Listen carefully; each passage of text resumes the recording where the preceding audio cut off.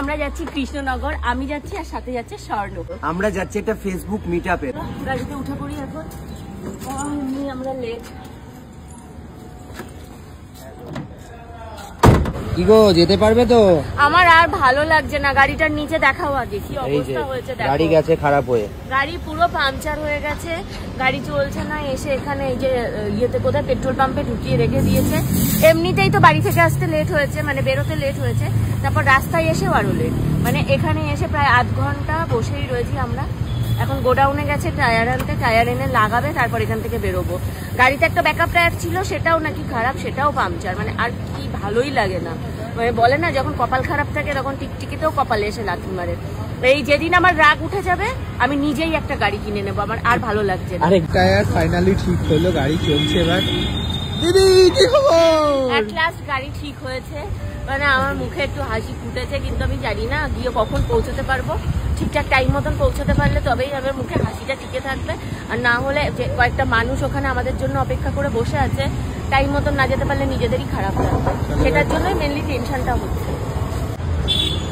Full tank হচ্ছে, তেল ভরে নেওয়া। ফুল ট্যাঙ্ক না, না ফুল ট্যাঙ্ক না, 1700 না 1500 টাকার বলেছে কিন্তু তেল। এই স্বর্ণ, আমাদের দাঁড়াতেই হলো, শেষমেশ অবস্থা টাইট। আমরা হাফ রাস্তা আসিনি, হাফ রাস্তা এসে গেছি না, হাফ রাস্তার বেশি এসেছি। হাফ রাস্তা এসেছি, এসেই হয়েছে আমার ওয়াক করে দিয়েছি। করার পর এখন এই যে আমলকি খেয়ে আমি এখন 10 মিনিট এখানে একটু রেস্ট নেব। কারণ জানি না কেন হলো, হয়তো মানে গাড়ির মধ্যে বসে বসে ভিডিও এডিট করছিলাম, যেহেতু মাথা নিচু করেছিলাম, আর আমার একটু বমির রোগ আছে, মাঝে হতো না। আবার কয়েকদিন এখন গাড়ি ফাড়ি করে কোথাও যাতায়াত করা বন্ধ করে দিয়েছি বলে এখন আবার আমার সেই আগের রোগটা ফিরে এসছে। তো যাই হোক, এখানে এখন বসে একটু 10 মিনিট বসে নেব, বসে আবার আমরা আমাদের গন্তব্যে পৌঁছবো।